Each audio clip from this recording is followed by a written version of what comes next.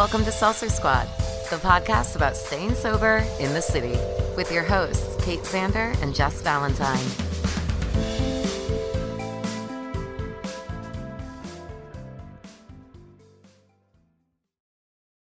Hey, Squad. Hi, Laura. Hello. Welcome back. Thank you. Squad, we have New York Times best-selling author Laura McKowen. No, I'm not. You're not? I don't want to say that. Oh my God. No, I'm a Where are we jinxing best-selling author. Okay. We can talk about what that means and how funny and squishy it is. But I don't want to. Oh my God. Should I start over?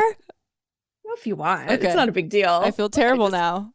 Okay. Don't feel terrible. No. Okay, let's leave it in. Okay. Best-selling author.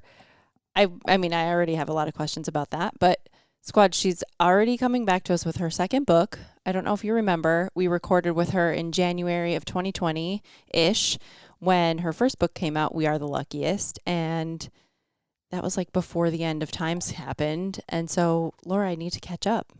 Mm-hmm. You've done a lot. A lot's happened since January 2020. I don't even think that the Luckiest was the Luckiest Club community was a thing. It wasn't. It didn't become a thing until May of 2020. I mean, that's like a nonstop resource that we recommend to everybody when they're looking for community and friendship. One of my close friends, she's been like a solid TLC member forever. She like goes to multiple meetings a day, and she has she can't say enough good things about it. So thank you originally for just like putting that resource out there for our crew. Yeah, no, that's a lot of work. It is. Yeah. It wasn't anything I expected to do. It came around because of the pandemic and just sort of happened in this organic, weird way. And now it's a whole thing. And I'm so grateful that it is. But it wasn't something I set out to do. Yeah, that's insane though. That it's like, I mean, it's still growing, I'm assuming. I don't know. Yeah. Growing every day. It's growing. We've gone like slow, steady growth. we haven't taken money. We're not trying to get really big, really fast. We have 3 full-time employees. No, 4. We have about a dozen contractors. And we run, we have grown consistently since it started, but it's a lot, making a lot of mistakes, trying to move quickly, but also slowly, so you don't break things and respond to what people need and keep the culture of the community and all of that. So it's been one of the best things that I've ever been involved in, and it feels like when it started was a very short time ago. And I guess it is. 3 years isn't that long, especially pandemic time, but it's also, it's 3 years. It's a long time. Yeah.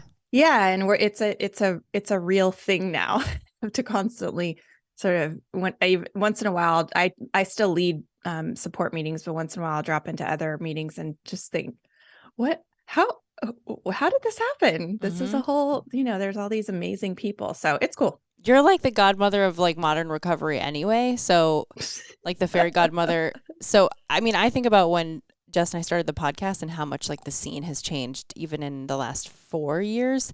Totally different scene that you're walking into. And so, now not only have you like pioneered all these things, written books, but created this amazing community and like many other resources for those seeking like non-traditional recovery routes. It's so nice, right? Yeah. To see all that's out there. Yeah, it's insane. It's like almost overwhelming now because people are like, oh, do you like, I don't have a chance to listen to all the podcasts or read all the books, like, especially right now with me being in school. But I'm like, I just, like when you first got sober, it was like you were just clinging to those like audiobooks and like, regular books about people telling their stories. And so now I'm just glad that there's so many more stories in the conversation. So many stories, so many people talking publicly, so many books, so many podcasts. It is an entirely different world. It's awesome. Yeah, we were talking before this. You've already had 3 podcasts. I know. Over a short period of time, really. Kind of. Home was from 2015 to 18. Okay, So that yeah. was almost started 10 years ago. You're right. And then, I mean, I started that when I was 7 months sober. It was very new, very, very new. And then Spiritualist was a shorter one. And then Tell Me Something True just ended last fall. And that we did that for about a year and a half. And I loved it. It was great. And I also, what we were saying was like, it's a job. Yeah. It's a job. And I really, And it's a job that doesn't pay you. it's like a job that it's an doesn't unpaid pay you. internship for sure. It is. And I think it's just like, there are some things I'm willing to do without as much return because you get so much out of it. And that's Sure. writing for me. And I like podcasting. I don't love it like that. And so I just decided I wanted to focus on I needed fewer jobs.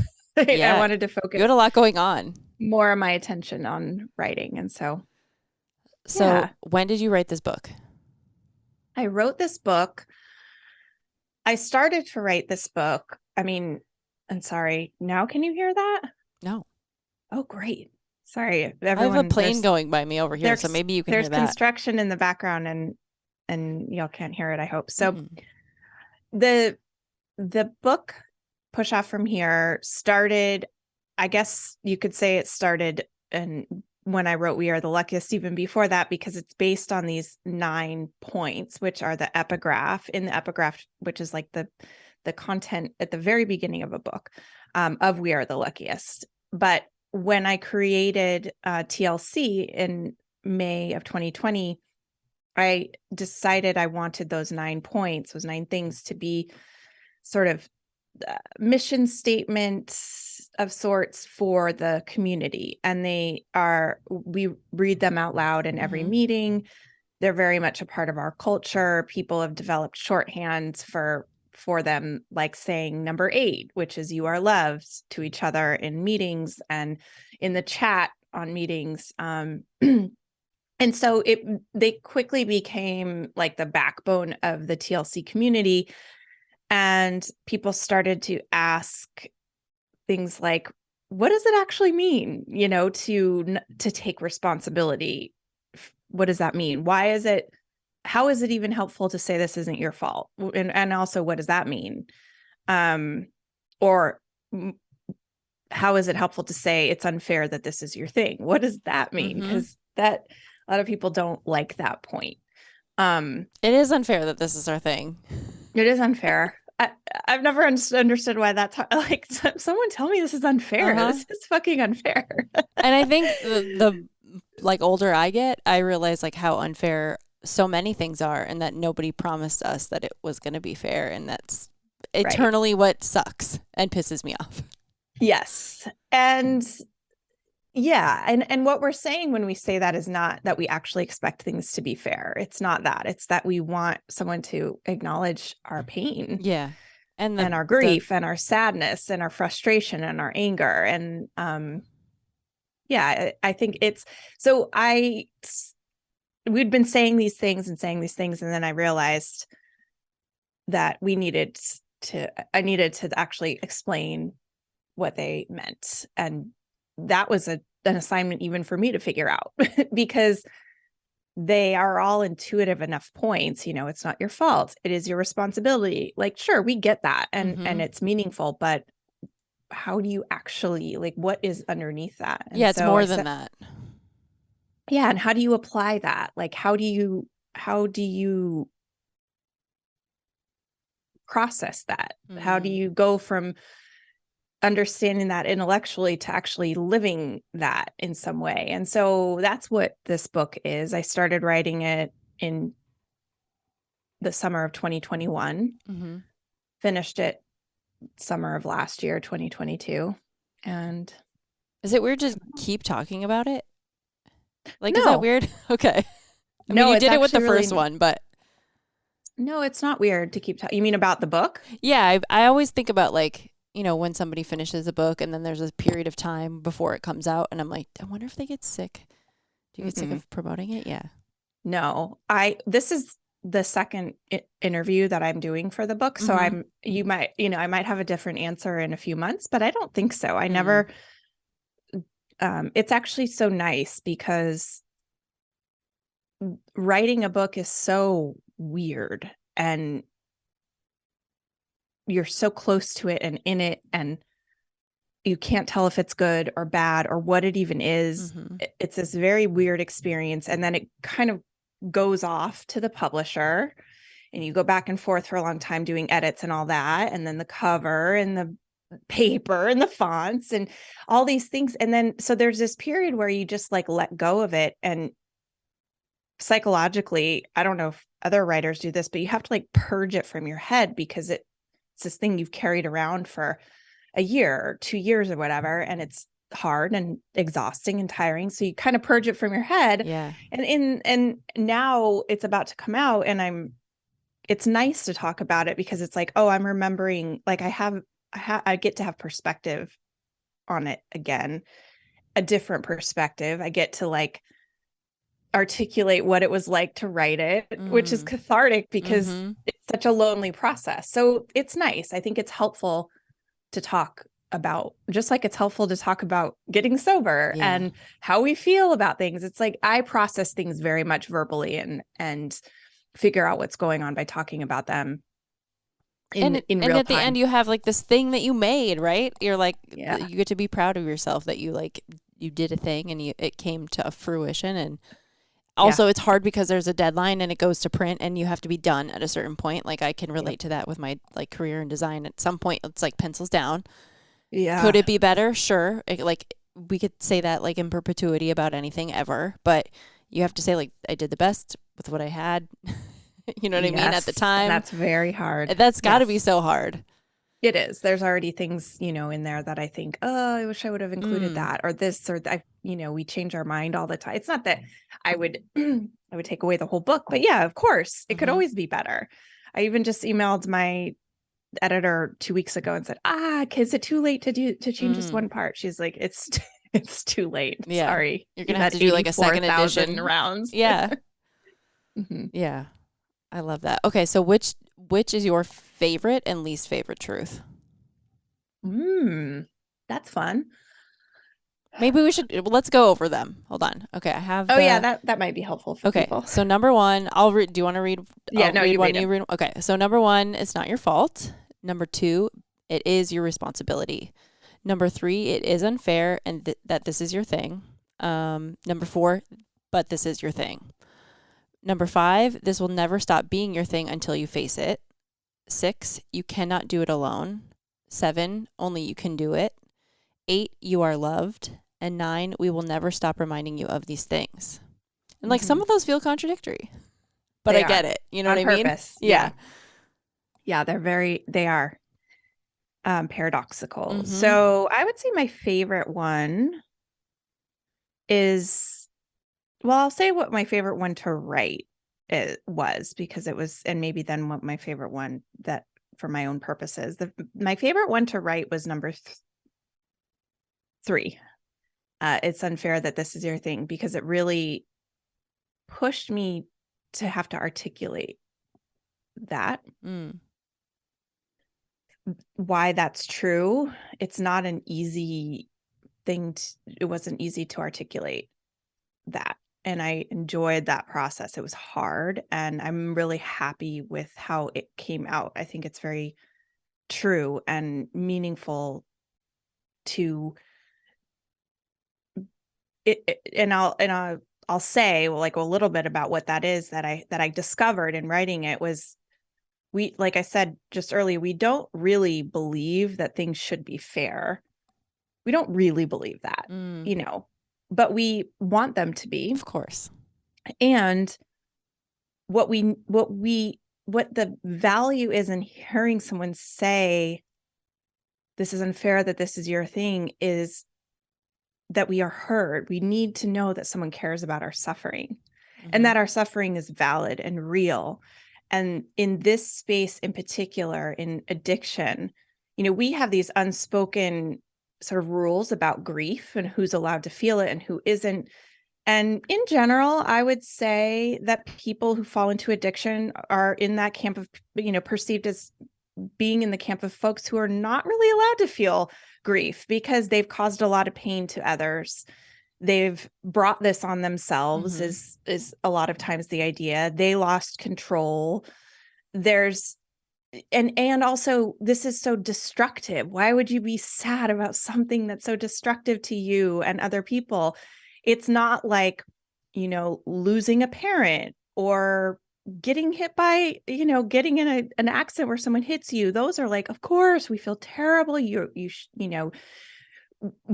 should grieve and you should mourn and it's very socially accepted, but this isn't. And so we need that validation because it is a loss. It is a loss in so many ways. And we need to, and it also is unfair. Like this isn't something that happens to everybody and we don't know exactly why it happens. Yes. Like it might be a genetic component. It's culturally, it's culturally enforced. So many things, all these things. And so it is unfair, but that's not the crux of it is not that we really need to hear that it's unfair. Like we don't expect life to be fair, but we need to hear that our suffering matters and that someone cares about our sorrow and sees it as valid. Yeah, that acknowledgement is important. I know that like sometimes when I'm feeling sorry for myself, I'm like, why is my brain this way? Because it can take me 3 to 4 times longer, like making decisions or getting things done because of like, you know what I mean? You get tripped up by something and that's like, I get mad at myself sometimes. I'm like, why can't I just like function like a normal human being? And so I think it goes right into that. Like, it feels unfair that like my mind can process like 10 million things before I'm like able to make a decision. Yes. Right. Yes. It's why am I this way? Yes. There's something wrong, with me. And it's exhausting. It's exhausting. Yeah. But the thing about the unfairness or that communication of that to me was all about acknowledging the grief inherent in losing this thing that I relied on so much in drinking and everything that meant. And it was, not a lot of people were willing to give me that permission to feel grief. I really had to give it to myself and I find people who got it. So that was my favorite one to write. I think maybe my favorite one overall is We Will Never Stop Reminding You of These Things, just because it's such a reminder it's a process and that, we get to keep trying always. It's like this, it sort of encapsulates the 9 things as a whole. Like this isn't a one-time deal. You get to come back, you get to try, you get to mess up, you will, it's probably one of the more important parts of TLC is just like show up where you are as you are and everything belongs. And it's like the hat tip to the community, right? Yes, exactly. Which is all of it. Yes, for sure. My least favorite one the least favorite one to write was absolutely It Is Your Responsibility. It took me like 5 months because that's hard. That chapter just fucking ruined me. And responsibility is like a really tricky subject. It's either co-opted by, we have a problematic relationship with responsibility in this country because there's the idea that, pull yourself up from your bootstraps and everything's your responsibility. Even, getting sick is your responsibility and that whole disaster. And then there's the other side where no one's taking responsibility. And that can't be the case either. But to articulate that was really hard. So that definitely took me there were a lot of drafts of that one. And my least favorite of the points, I think I struggle the most with, it's always just, you can't do it alone because it still annoys me. But yeah, I think the two that like sting me just from reading the list is that you cannot do it alone, but only you can do it. And that's the hardest. Yeah, that's the hardest. I mean, I'm interning now, so I'm in the rooms and it's addiction, but it's a different addiction than alcohol addiction. So I'm dealing with people that are using harder substances, drugs, opiates, things like that. And we talk about choice and responsibility all the time because, like you boil it down to like, it's a choice, just stop. Like, that's what I tell people is because they're always like, how do you stop? And I'm like, well, you just stop. But that's also a very loaded, statement, right? That's way easier said than done. But they're always like, we need to talk about how we stop doing this. And I'm like, well, the short answer is you just stop. And then you play whack-a-mole with everything else that pops up, but you just stop. Like, that's the constant, is that you just don't do it anymore. And it's the hardest and the easiest thing that you'll ever do. It's simple and so hard. Mm-hmm. Yeah. Yeah.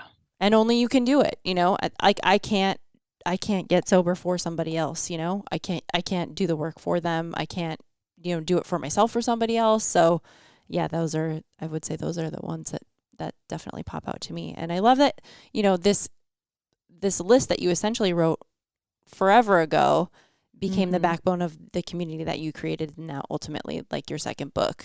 Do you think that you probably thought about it before your first book, maybe, right?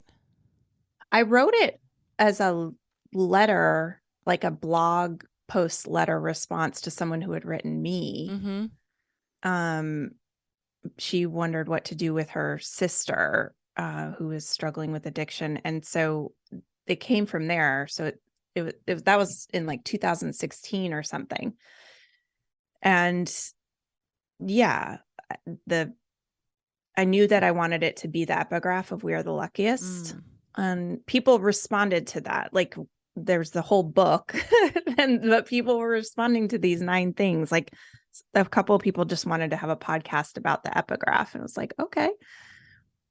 So I knew that there was something there, and they were helpful to me. The points are helpful to me to remember too. Mm-hmm. How long did it take you in all to write all of these? To write the book, essentially, from start to finish. It took about a year. A little bit more than a year. A long year. I mean, these aren't easy things though to talk about because they are very nuanced and very layered. Meta. Yes. Yeah. It's like, sure, write a chapter on responsibility. It's like, okay, where do I start? Fuck. Yeah. Yeah, it was hard, and I'm not it was a different kind of writing than the first book. The first book was much more memoir. This book has a lot of stories of mine, and but it has stories of other people, and it's a lot more prescriptive, and I'm trying to teach, and that was hard for me to do that. I didn't like it as much. So now so you said you started home podcast 7 months sober. So how long do you have now? 8.5 years. Okay. About 8.5. Tell us tales from the other side. What does sobriety look like for you now? Yeah, it's because that feels like forever. I'm gonna have 7 in a couple of weeks, and it feels like forever. But also, like, I have a whole. You realize I'm a completely different person. Yes, a completely different person, and I remember people in AA early on saying, there's that whole thing. In 5 years, you get your marbles back, and in 10, you figure out what to do with them. And it was like, oh, fuck you. What is like? That's so long, first of all. And that's forever. You don't know me. Right. You don't know how evolved I am. Yeah. Or how good of a student I am, and how good I'm doing the most in sobriety. How much I'm already winning, right? And that's absolutely true. I mean, there is some truth to that. I feel like a different person, and also, and I have an absolutely different life, and also all that stuff is still in me. I still have to work on things. But I would say overall, it is a wildly different life. I have infinitely better, more stable, peaceful relationships, more meaningful relationships. That's probably the biggest part. And that makes your life, that's what makes your life, right? how you're interacting with people, how you're relating to the people that you love, how you are caring for the people that you care about. I mean, I have an amazing relationship with my daughter, and that would not have been the case. She was young when I got sober, but she wasn't. She was 5. She's going to be 14. And I have a great partner. That was not something I was remotely capable of in my drinking or in early sobriety. That was a whole mess and very difficult and painful for me. I was in a insane amount of debt and had no capacity to manage money or I just felt like a child when it came to that. I have some grips around that now, and I've paid off debt, and I'm not, I could get a loan if I needed to, which is a miracle. Yeah. And I would say overall internally, I went through something this weekend that was really hard for me emotionally, and it had me feeling like all those old feelings of being kind of spun out and chaotic and ungrounded. But the difference is now that I can bounce back much faster, and I don't perpetuate the drama and the chaos, and I don't stay in that as nearly as long. And those moments are very few and far between, where as before, that was just how I lived.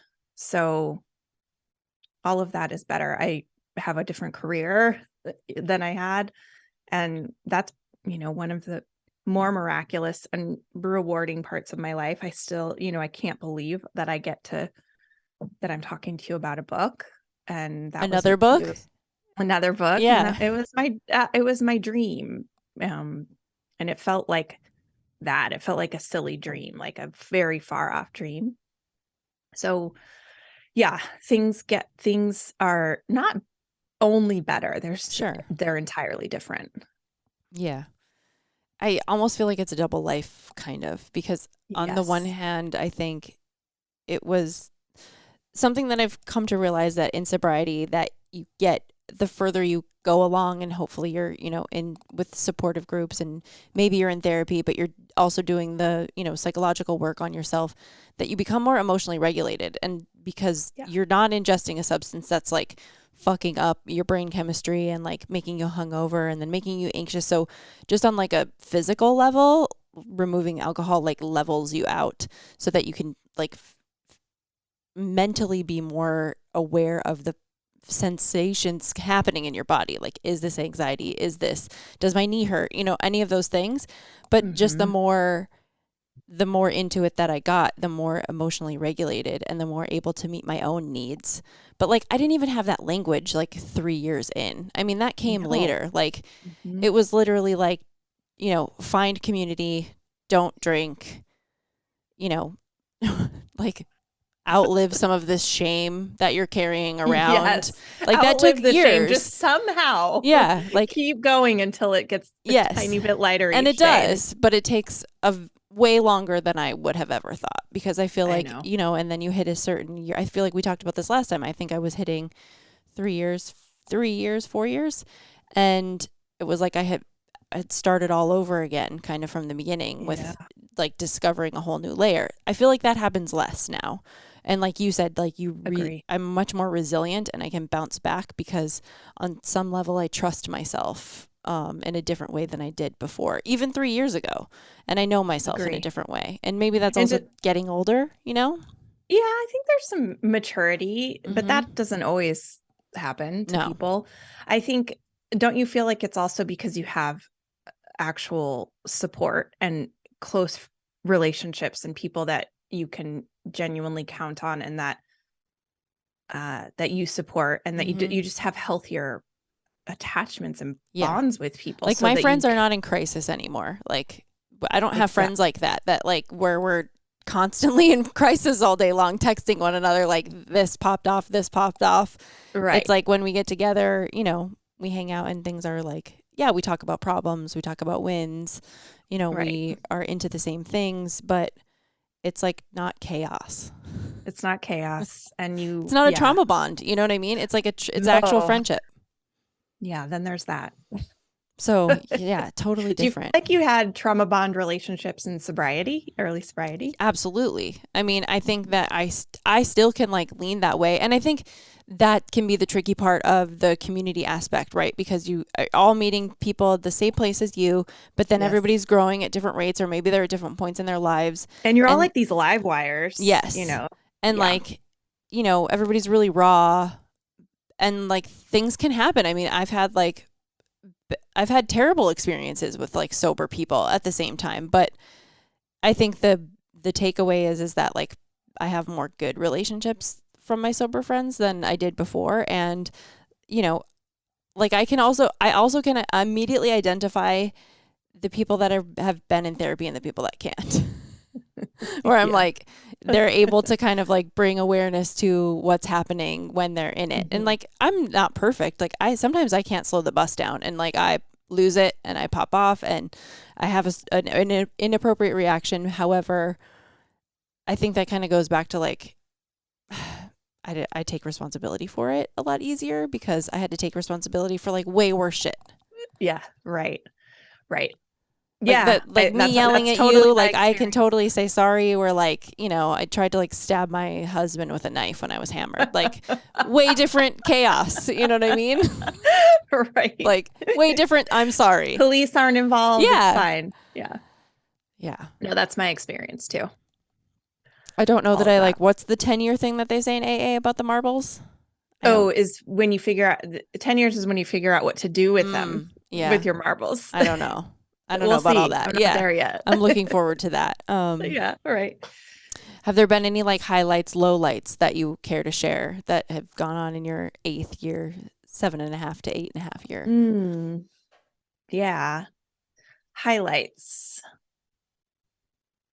Being in a healthy relationship is definitely a massive highlight for me. I wanted that. I was not capable of having that. I worked really hard to get under the root problems with that. What do you mean by work hard? Work really hard? Like, what did that mean? Really like I did the steps and I did therapy, all kinds of different therapy, and I kept trying and I despite a lot of sort of trauma and damage and pain there, I kept trying and kept open to the possibility, and I'm proud of that. Like I'm really proud that I am capable of being in a healthy relationship.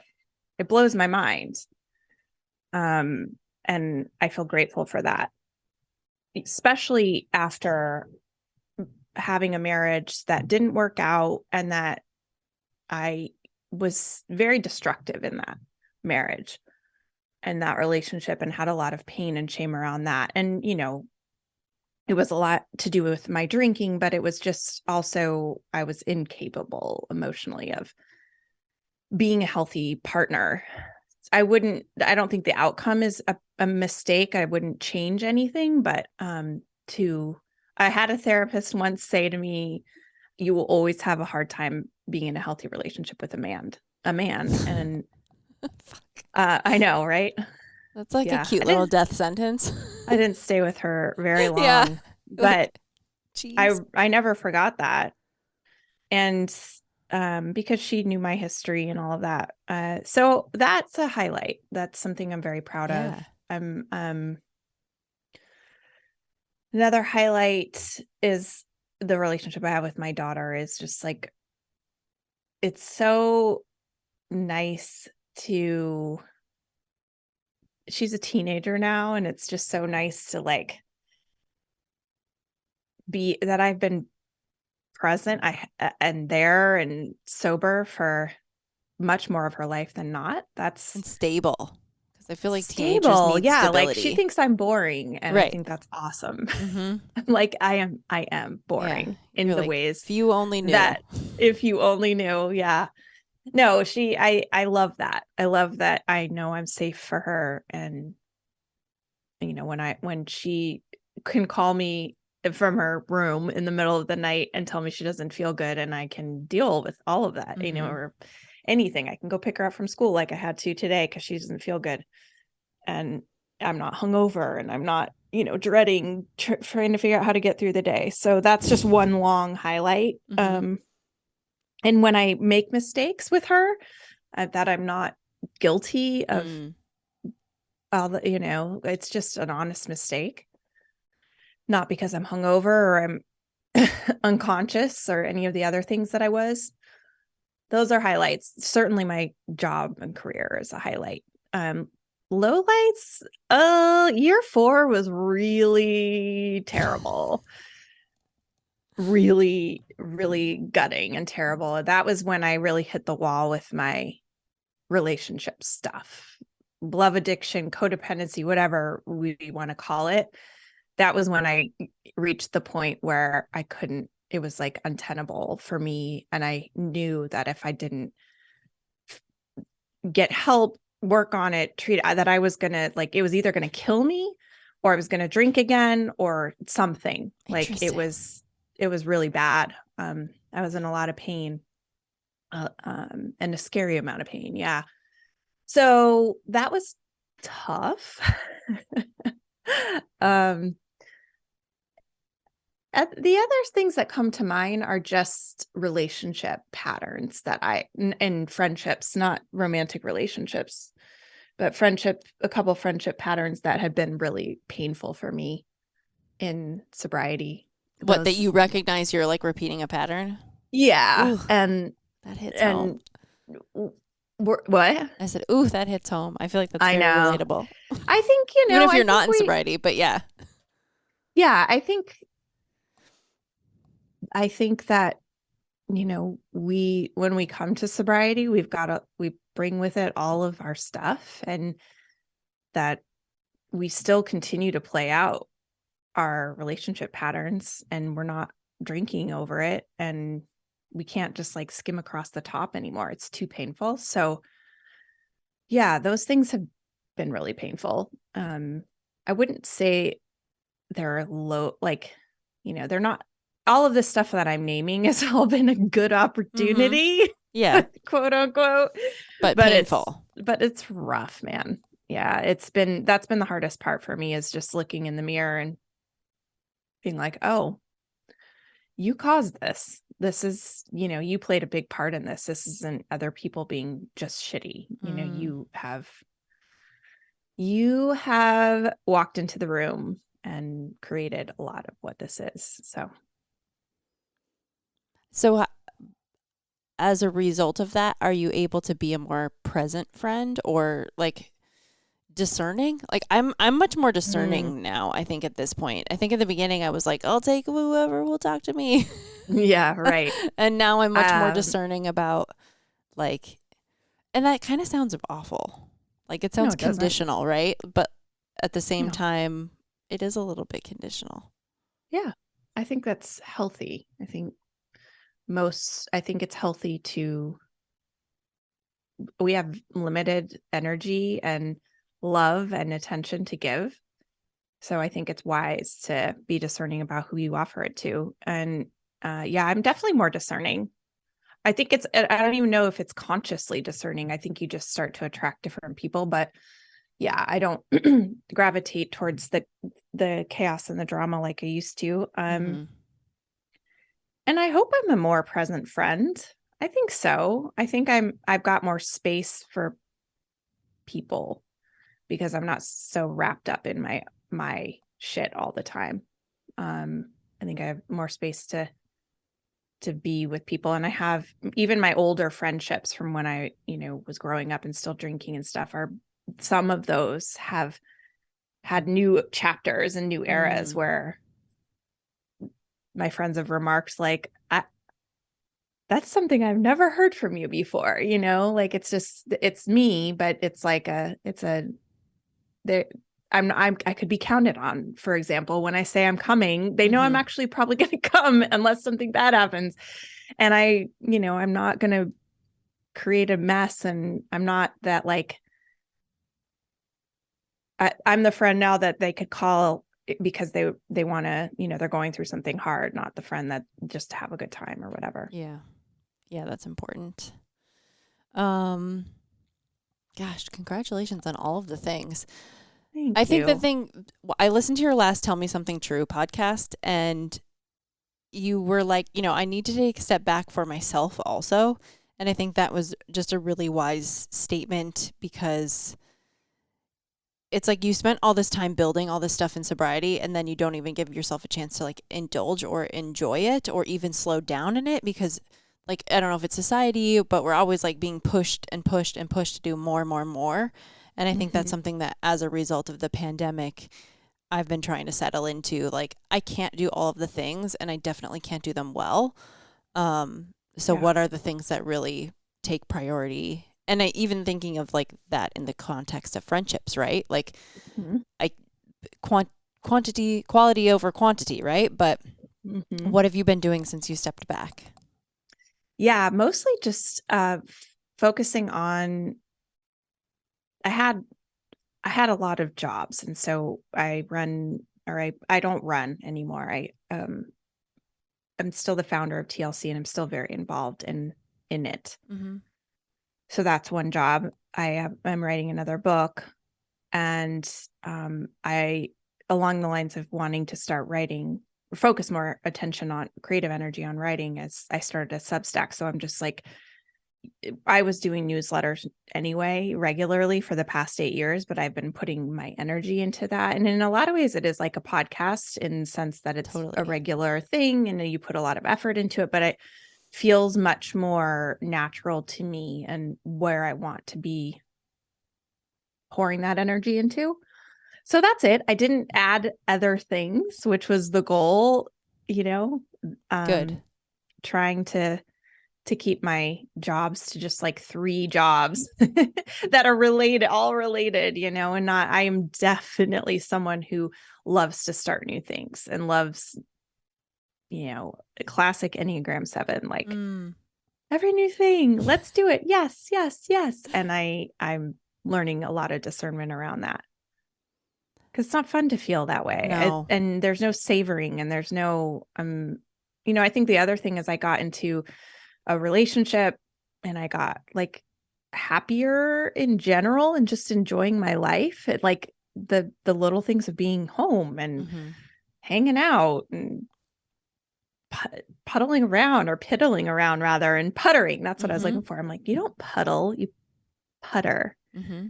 Yeah, I think that's part of it too. Just wanting to like be in my life instead of working all the time, which is what I was doing. Or like self-improving all the time, right? Like, I think that Yes. that's like can be a common pitfall in addiction, or like we're like Yes. looking to fix every fucking thing. And it's like, Yep. sometimes can you just like enjoy the house that you built? Like, you don't need to put new shutters on it fucking right now, Kate. You don't need to repaint the house. Like, let's just take a minute and like watch some television and enjoy where we've been. Huge. I know, right? Yeah, there's a quote about the violence of self-improvement, and I always think about that. It's so true.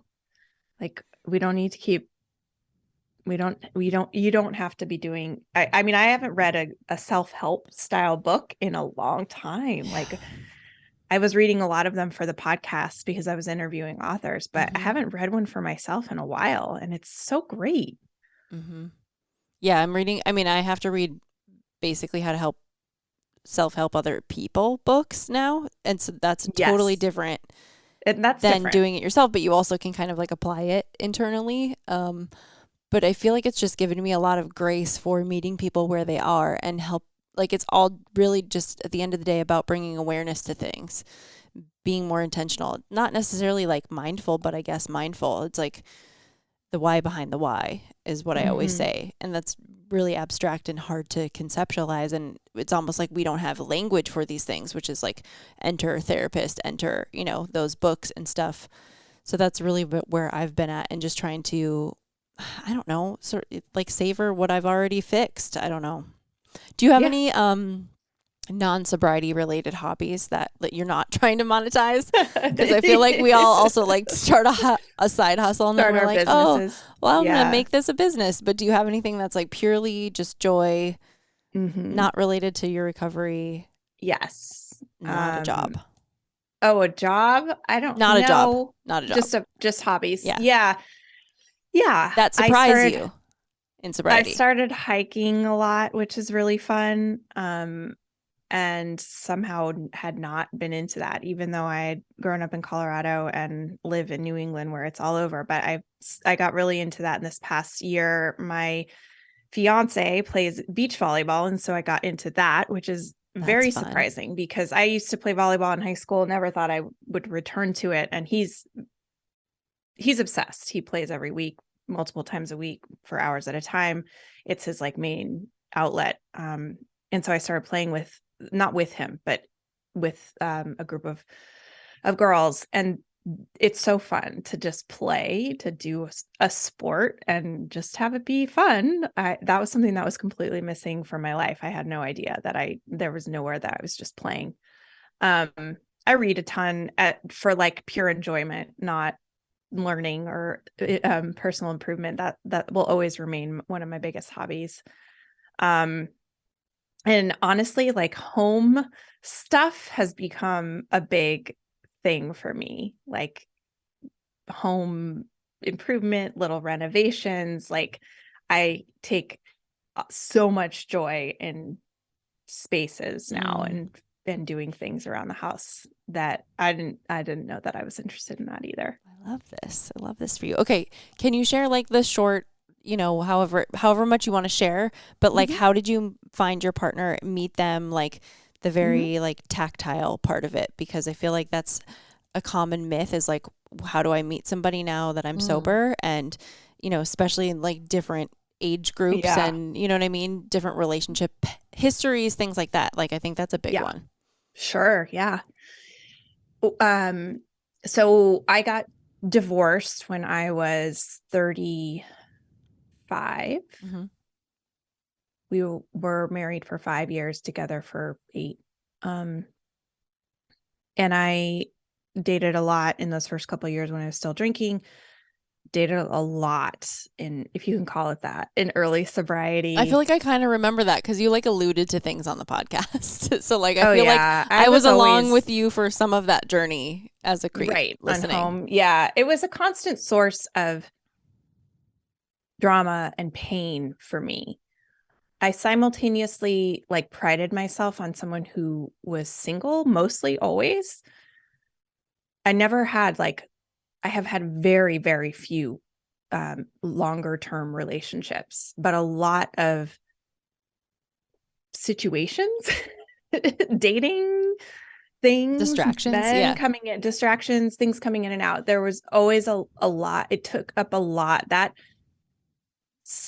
part of my life took up a lot of emotional energy. And when I got sober, it was like this thing that I could like really focus on. Right. And it's, and get a lot of reward from. I mean, it's like another drug. It is. I do believe, I hate the phrase love addiction, but I believe if you look at the process, it was very real for me. So anyway, there's this sort of very unhealthy way that I dated people. And a lot of that was on, what do you call it? Apps, dating apps. I mean, I was on all of them, and I would go on and I would go off and I would meet some people, and some of those people were fine and great. And some of them I even became friends with. Some of them were disastrous. But just that method of dating, it was very addictive to me because you can just there's endless supply of people. Blah. Yeah. There's you a can reason queue I'm them writing up. this for my third book, because there's just so much to say.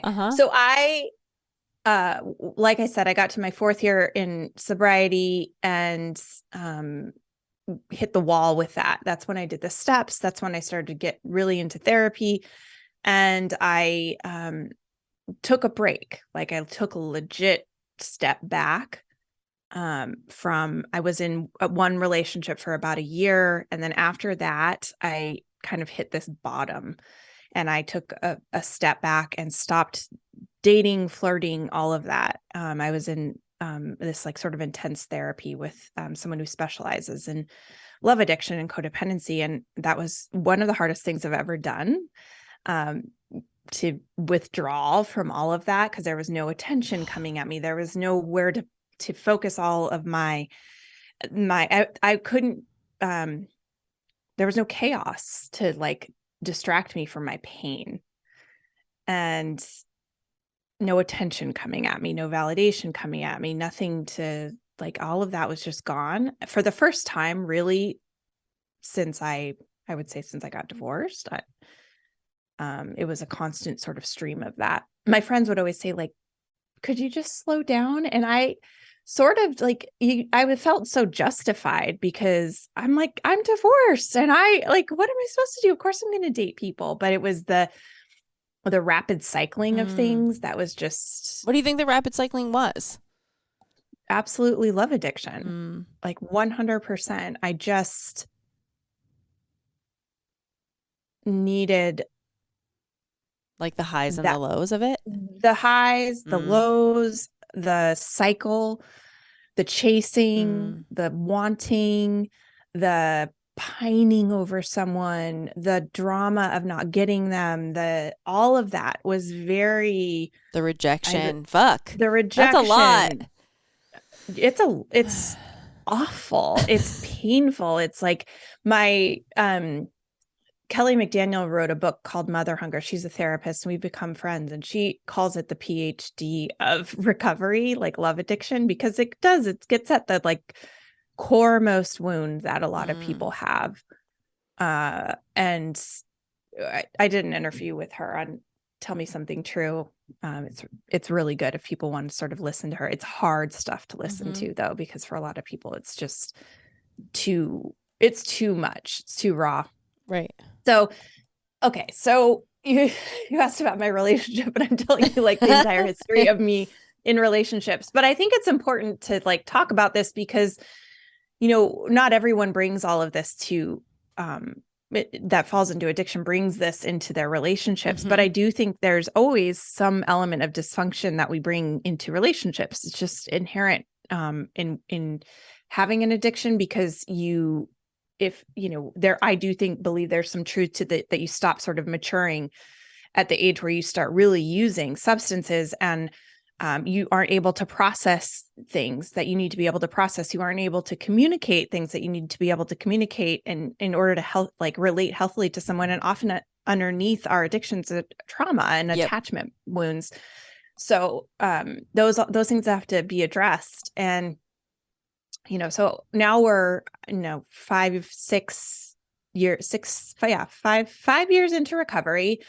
It's 2020 and the pandemic hits my book comes out, and I've been on this hiatus from dating, and that was actually good timing. It was, I had this thing being birthed into the world, and I was kind of celibate, I guess, from all this. It was a good time, but then, of course the pandemic hit, and I started to sort of tiptoe back into online dating apps, Bumble, mostly, and seeing if I could do this in any kind of healthy way.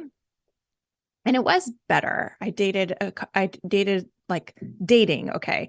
Early pandemic times, taking walks. Yeah. Like that's what 6 that was, feet away. which was actually awesome.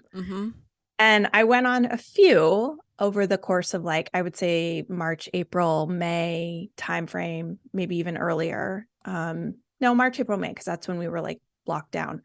And I wasn't seeing anyone else. No one was seeing anyone, so other people had their partners or their whatever, their immediate families around. I didn't. So I would go on dates, walks with people, and I remember thinking this actually feels a lot healthier. And I would just communicate. If I wasn't interested, I would just say so, and I wouldn't start this whole thing going on. And then in late May, I matched with. His name is Todd. And we went on several walks at first. And I wasn't this is the person and oh my God. And this way that I had in the past with a lot of people, created this That entire part's such a mind fuck, by the way. It's like, do I like them? I don't know. Does it matter if they like me? Like, you go It's through the all of the worst. things. I hate that part of Yeah. a relationship. Some people love it. I I'm think like, no, that's the part that gets addicting also because I don't know, you're like, it's almost like manipulative. yeah. And your dopamine system is just like On overdrive, full yes. overdrive, and you're texting and you're waiting and you're excited. Like, And can't eat, can't sleep is not healthy. nope. It feels terrible. Well, and it's also hard. It was hard for me at that point to understand what was just genuinely feeling excited about someone versus being unhealthily in this cycle. It was very confusing. So we went on a few dates. I definitely was more interested. I was interested in him because he wasn't he wasn't a typical person. Like, he's very much an adult. He has grown children. He has a great job. He owns a house. He actually lived close by. So he was like, I respected him from the beginning, I guess I would say. And then, but things moved really slow for, he had his son living with him and his mom living with him because of the pandemic. I had Alma with me. And so it was like a long, protracted process Which is nice. In my, relative to what my former ones were. It was nice. And then we started to spend a little more time and had like dinners and things like that there was also, I don't think we went to a restaurant for like a year. So there was none of that normal dating stuff, which is so fascinating. And because of the pandemic, he was working from home. So like once we started to spend more time together, we really started to spend more time together because we weren't doing other things. Like everything was closed. Everything was closed. Yeah. He wasn't going to an office anymore. Right. He wasn't traveling, which he was going to be doing a ton for work. And I was home. I wasn't on book tour. So once we started to spend time together, we really started to spend time together. And then he, some of my old stuff started to show up about like 6 weeks into it. I actually broke up with him because I was like, I'm doing the crazy thing. Like, this feels crazy and out of control. And we had just spent like a week together, basically, or a long, long weekend. And I was like, too much. And I broke up with him. That I immediately felt like after I did that I had made a mistake. But he's a self-respecting person. So he was like, we're going to just like chill out for a minute. Yeah. And it took a couple weeks for us to reconnect. And then we did. And what do you think it was that you saw in yourself at that point in time that like freaked you out? I think my system was overloaded. Like I said, it was like all that dopamine and all of that like new relationship stuff. And it was really hard for me to tell whether I was doing that cycle or whether I just genuinely really was into this person. It felt just scary, like, and not like, oh my God, I like you so much, I'm scared. It was like body trauma response, Yeah. Like, well, danger, like, am I danger. making this fucking mistake again? Or like, I don't trust myself almost, right? I don't trust myself. Am I doing this again? And I realized very quickly, like, after I said like, pump the brakes. I mean, I did. I essentially broke up with him because at the end of those several days that we'd spent together, we decided we were dating exclusively. Like, we were and then a couple. You promptly ended that. And I was like, we're not though, because I can't do that yet. And he was like, was like red expecting flag, that. Yeah.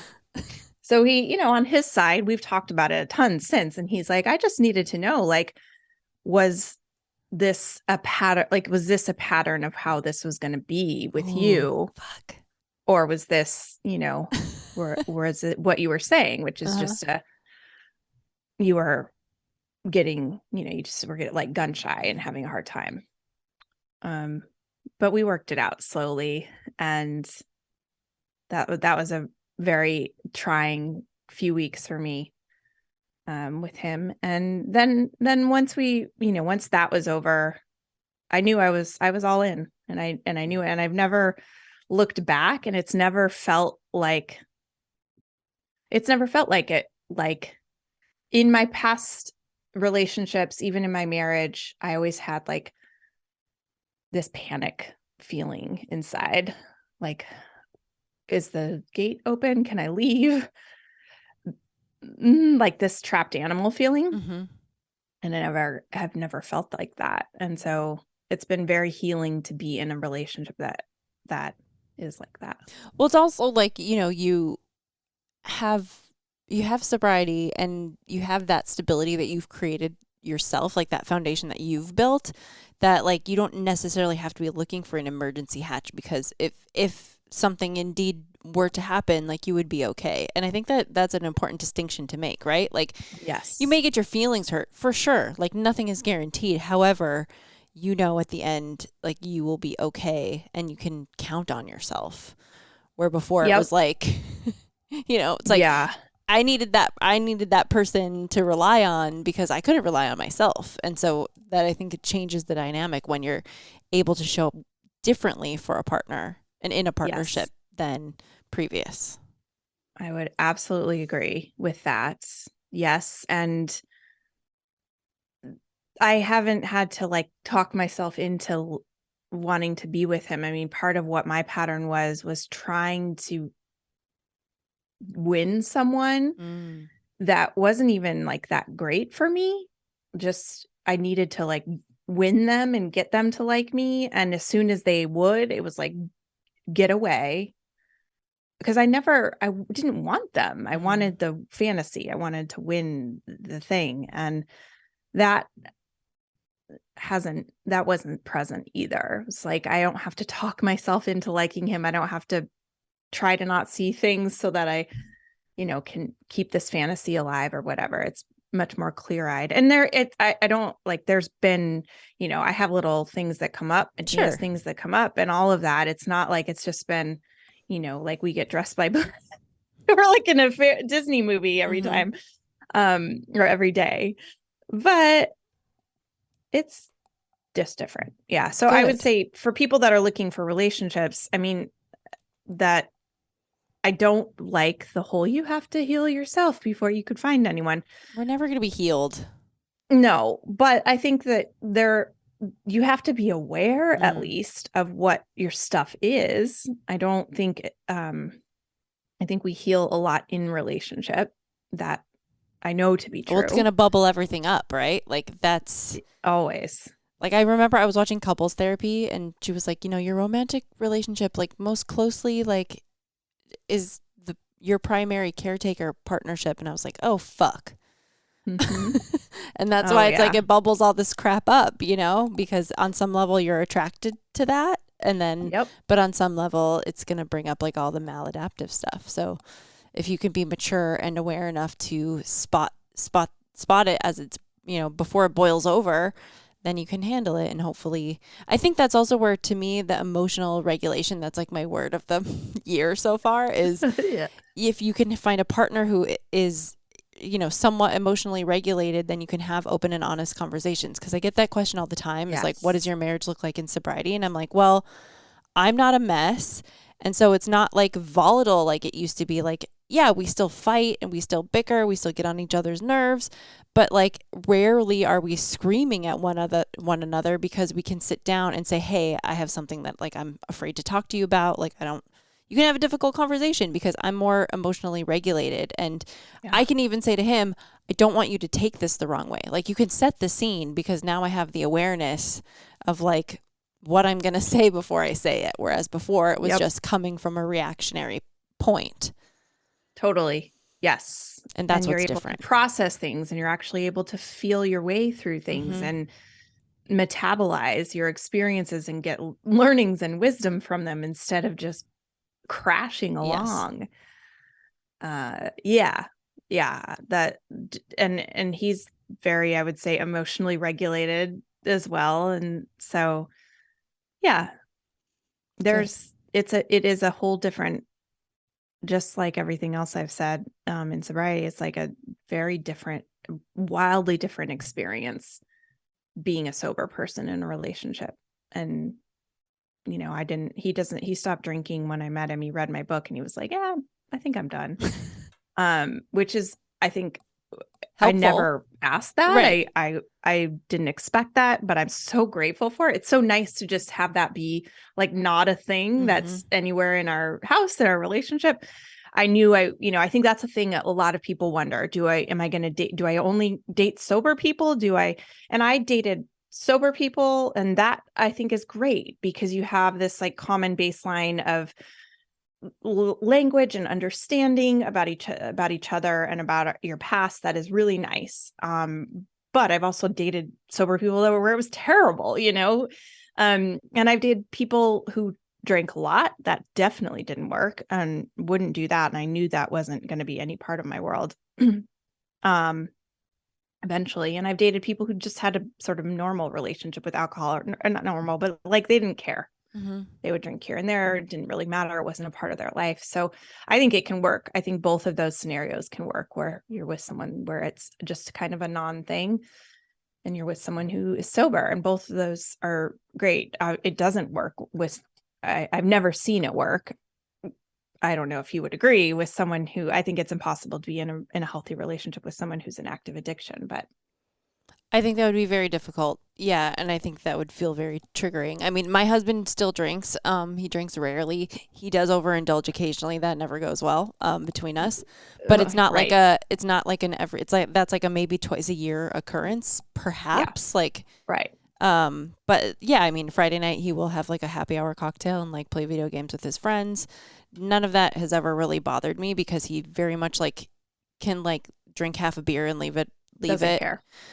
So that hasn't really been an issue for us. But yeah, I don't know that I've ever had a partner that has been in active addiction, like that I spent like a memorable amount of time with. Yeah. But I do think that would be difficult. I mean, I think it's even difficult to have friends that are in active addiction because you're also brought right back to that. And there's only so much that you can do, and you know that. And I think that creates like a weirdness, even like there's like almost like a third person in the relationship then. So yeah, I agree. I don't know that I have ever seen that done successfully. I mean, I'm sure many people reevaluate that once they get sober themselves. Like, is my relationship worth or healthy for me? It's like the first question that comes up with people that are in relationships. Yeah, we get so many questions that are like, but my boyfriend drinks. And we're like, well, he's not going to be your boyfriend for that much longer, but I can't tell you that. You know what I mean? Like, that will change. Come back on the show in a year and we'll talk about it. Yeah, like write your question in when you're like going through that, you know, breakup or whatever. I think it's difficult when you have family members in active addiction for sure. Yep. Because you can't like, you can't really divorce them. No, you can't break up with them. And that's usually like a dicey relationship anyway, right? Like the family members are difficult no matter if you like them or not. It's a difficult relationship usually. So, but yeah, I mean, I love that story because I think that it shows that like you jumped in head first and then you took some time for yourself and now you found something that feels right for you. And I would say that there's no like linear way to do dating. I can't never answer that question because I'm like still in the relationship that I was in before. So yes. I never, that's why I always like to ask people who have like had this evolution because. Yeah, I get that. And I think it's good to ask people because I've never understood that I'm getting sober and my partner's in my house and they still drink or whatever because that wasn't my scenario. And that every scenario is hard. Like, I think it was hard for me. I don't know how you feel, but I think it's the people, the women and anyone that I've known that get sober with a partner, that partner is almost always part of their drinking experience somehow, whether they hate their drinking or they are their drinking buddy or they're codependent with them or whatever. It's always very intertwined with the relationship itself. And so it gets complicated when one person stops. Even if the partner's glad they stop, it still causes ripples in the relationship. Of course. Yeah. Like it wasn't easy. I mean, I think my partner really, it was like the mirror was being held up to me because he was a normal drinker and I was definitely not. So that was like the glaring issue is like all these things would happen. I was so unpredictable. But then again, like in early sobriety, like he was like, I'm kind of bummed out that like you had to quit drinking. So it was just all these things that we had to overcome. And I mean, there were definitely times where we had to have really real conversations about like, I don't know that I want to be with somebody that's still going out, you know. And again, this is also when we were younger. Yeah. So, but it's you know, but you had to, like, we had to have some hard talks where I was like, I don't know that like I want this, and I'm not at that point anymore where you're at, and nor do I like care to be, and it's not healthy for me. So, you know, but also he was in that position while I was drinking, and he was like, I don't know that I can be with you if you're going to be fucking nuts. So relationships are always going to be difficult. And I think the romantic relationships are always going to be difficult. We get questions about friendship and relationships, I would say, like far and above everything else, because those are, I would say, the most, you know, they make up like the backbone of who we are, right? It's our relationships. So yeah. I love And if those they're not questions. healthy, our lives can't be very great, peaceful, or even just baseline. Okay. You know, And I do like our believe that like relationship- cheesy quote of like, you are the sum of the 5 people you spend the most time with. And that always like without a makes me doubt. furious because, you know, every once in a while I like take a little, you know, evaluation, and I'm like, oh fuck, you know, is it me? Am I the villain? Or like, do I need to like, you know, level it up a little bit? And I think that, you know, that plays into that relationship aspect of it. But I feel like we could go on. I mean, I'll wait for the next book. Okay. Yeah. if it's about all kinds of ships, you know. It is. It's about all the ships. Yeah. So we can go further into that. Sounds good. Okay, so tell us where to get this book. Yeah, it's everywhere. Books are sold Okay. everywhere. Do you have a We're preference of where recording you this. want us to get it? No, I Okay. mean, I'm always a fan of supporting your independent bookstores, so I love that. But if you are an Audible person, that's great. I also love Kindle. I'm a huge Kindle reader, so whatever works. Did you record the audiobook? I did. Oh, that's exciting. I love that. Yes, I did. Yeah, so we're recording this before it comes out on March 7th, but this will air just after March 7th, and it'll be available. It's available everywhere now, but it'll be available everywhere then. And amazing. Well, congratulations on the second book and all these amazing highlights. And you're 8.5. Thank you. Okay, my last question. As you know, I'm like now Seltzer Squad solo era. Do you have any? You've done a podcast by yourself. I feel like, I don't know. Do you have any advice for me? Parting words. Yeah. I liked collaborating. I think I needed that when I started out to get comfortable. It's hard. Doing solo episodes is very hard. You have to write them. I had to write them out word for word. It's not, I don't think people realize that. I'm sure some people can get on and just riff. I was never one of those people. So I don't know. I think words of advice. I mean, you said a little bit before we started about what you're like curious about or experimenting with or thinking. I think, know that you can always change your mind. You can, I think it's good, like you said, to start to check in with yourself regularly about how it feels. Is this still feel exciting? Am I still psyched about this? Does this feel like more work than it does pleasure? What am I getting out of it? Am I getting out more than I'm putting in, or is the opposite true? And I think it's also, you've been focused on like one particular topic for almost 5 years. It's totally fine to, like, we talked about a lot of other things in this episode. I think it's completely fine to do that. It's more than fine. I think you should do that because you've changed. Yeah. And I think it's like, you know, I always make the analogy of like when you're in the early sobriety, it's driving the car, then it moves to the passenger seat, then it moves to the back seat, but it still is the foundation and the bedrock for all of the other things. Like, yes, Jess and I evolved, and, you know, she wanted to move on with her life. And I want to talk about the other aspects of life within the context of how sobriety has brought me there. So yeah, we'll see what happens. Yeah. You're not leaving anything behind. I mean, there are thankfully lots of other podcasts, and I Yes. think there will continue to be, and podcasts that meet people where they are. And, we do grow, we do change, and you can't talk about the same, what it's like to, how do you say no at the party? How many times can you have that conversation and be Yeah. interested in it and earnest about it? How many times do you need to have that, so it doesn't seem like you're struggling too much with the idea of leaving. It seems like there's just something still here for you that you still want to talk about. And I think you'll know when that is over, if Yeah. it's in a year or 2 years or 5 years or whatever. Who knows? Who knows? But yeah, I think it's just, I started to pay attention to my energy and get real about how much energy it really took to put out a new podcast every week. And I also asked myself what my biggest priority was, and was this in service of that? And the answer for me was no.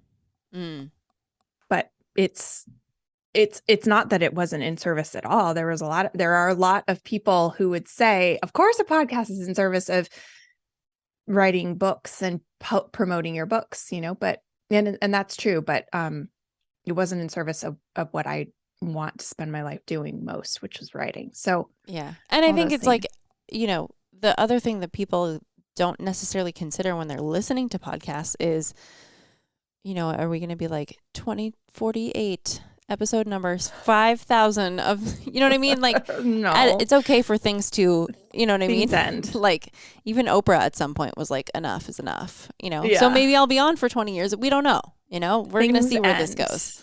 No, I'm a big fan of ending things. I think it's healthy and good, and it will definitely end one day. I'm trying to figure out what this podcast wants to be with me solo. So that was very good advice. I appreciate it. Thank you. I think you'll know. Yeah. You'll know. Well, thank you so much for coming back. Thank you so much for writing another book. And thank you so much for having the TLC community. Guys, if you haven't signed up for TLC, we talk about it all the time. If you're looking for friends, if you're looking for community, if you're looking for support, you can find it there. How many meetings a day?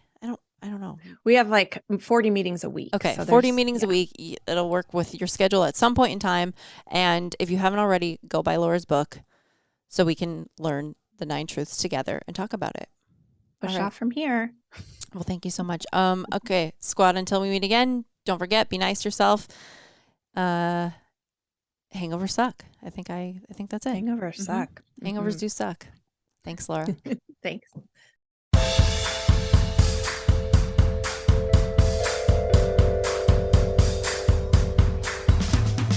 Thanks for listening. Don't forget to rate, review, and subscribe to this podcast. Every review helps other listeners find us. Music by Dead Go West. Art by Kate Sander. For show notes and resources, check out seltzersquad.com.